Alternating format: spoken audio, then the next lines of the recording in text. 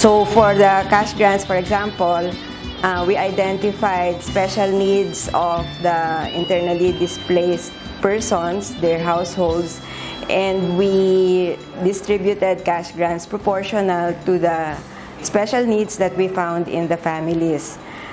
So, ilan ba dito yung mga nakasama dun sa survey?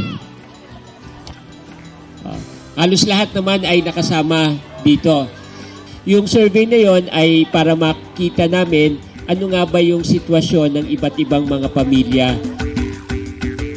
The result of the profiling of IDPs in 3 areas showed particular needs of the elderly, nursing mothers, and sick persons.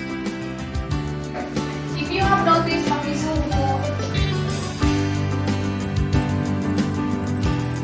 Patay dun sa naging output niya noon ay nag-isip kami ng ano nga ba yung parang pwedeng maitulong sa mga pamilya. Dahil nga isang nakita namin, iba-iba yung pangangailangan ng mga pamilya dahil iba-iba yung mga sitwasyon.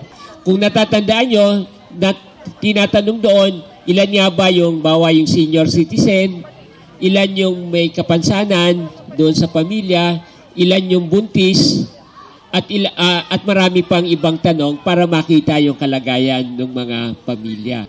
Batay dito at saka doon sa nakitang pangangailangan, napag-isipan namin na magkaroon ng dagdag na assistance para sa bawat pamilya.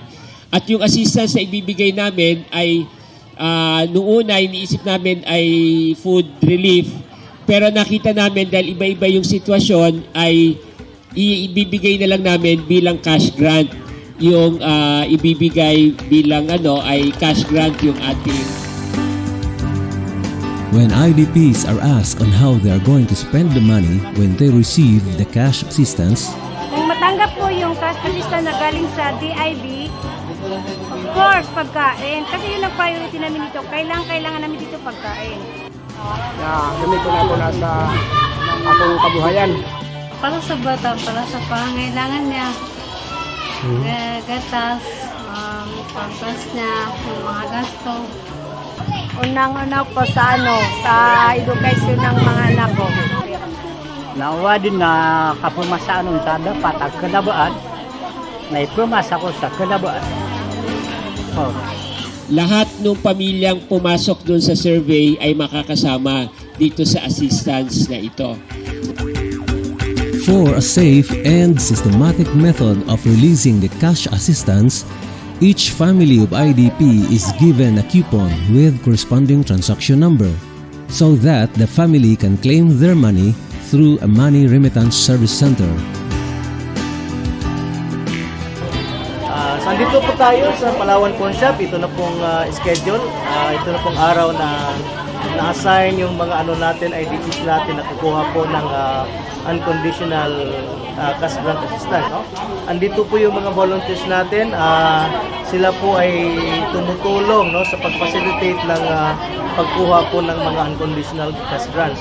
Itong unconditional cash grant assistance ay ito po ang tulong na galing po sa Altar Plan, galing po sa PhilSA, at of course galing sa Danish International Humanitarian Settlement. No? Isang organization po sa Denmark na talagang tumutulong po since the start of the war. Sila na po yung tumutulong sa atin at patuloy na tumutulong sa ating mga adikain para dito para sa pagbigay po ng tulong sa mga internally displaced persons na affected talaga ng Marawi-CIS. So yung ISIS-DEV, yung Illegal Medical Center College Center for Community Extension and Social Development Services Incorporated ay andito po sa local. Ito yung local partner ng PhilSA, Altar Plan at saka DIB na nag-facilitate po sa mga tulong na binibigay ng natin ng partnership natin. So magpasalamat po kami in behalf dito sa mga natin, sa mga IDPs. Salamat na lang sa IMTC dahil sa pinangalagpalong sa amin. Pasalamat kami sa Altar Plan na binigyan na ng tulong sa amin. Maraming salamat po sa inyo. natanggap kong pera galing sa iSystem, Alter Plan at saka PhilSA, gusto kong ibili ng load wallet para din kahit papaano, unti-unting lumalaki yung income namin. Kahit isa kami sa mga IDPs ng Pantarways, pinapasalamatan din po namin yung sumuporta sa amin, lalo na po yung iSystem, Alter Plan, tapos PhilSA po, sa lahat po, volunteer, maging volunteer po, sa lahat po ng facilitator po, tapos ang Lumbay Kamarawi, lahat po ng sumuporta sa amin. Nagpapasalamat kami sa inyo dahil tinutulungan niyo kami sa abot ng kaya ninyo. Ito, sobrang masaya po kami kasi nakatanggap po.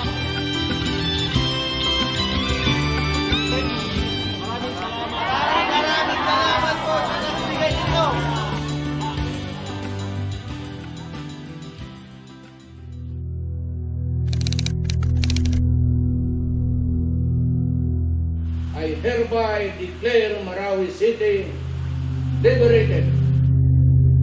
It's now 5 months since Marawi was declared liberated. Still, many IDPs are not allowed to go back to their homes, especially when it's in the ground zero.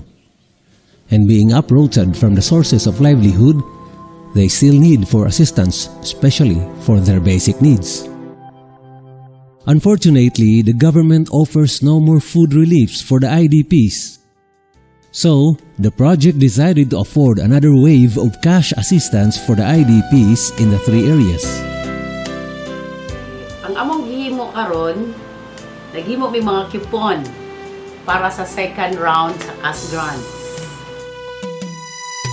We are now conducting the cash grant vouchers distribution for the IDP families remaining in the Lumbay Kamarawi community. The cash vouchers can be exchanged for goods, food, household items, and school supply items in this department store for the benefit of their families. This is part of the cash grant modalities that we are doing to give the beneficiary families the flexibility and the option to choose the kind of items that they would need for their families, whether food, hygiene, or household items, or even school supply items that their family would be needing. Before, we gave direct cash grant through the Palawan Express system. Now that we are on the second phase and many of the families have been saying that they had not been receiving any assistance in the past 3 months, we had decided to do cash voucher instead so that they can exchange directly the vouchers to items that they would need, primarily food, hygiene, and household items that they would be needing, especially that they had not been receiving any external assistance in the past 3 months. Mga kailangan namin sa bahay, para sa mga bata, para masaya sila. O pagdating ko na masaya na siya. Una, nagpapasalamat po ako sa iSystem sa mga tulong na binibigay sa amin. Tapos pinapasalamatan po namin lahat ng sumuporta sa amin na mga IDPs po galing sa Pantarways. Maraming salamat po sa mga tulong na binibigay sa amin.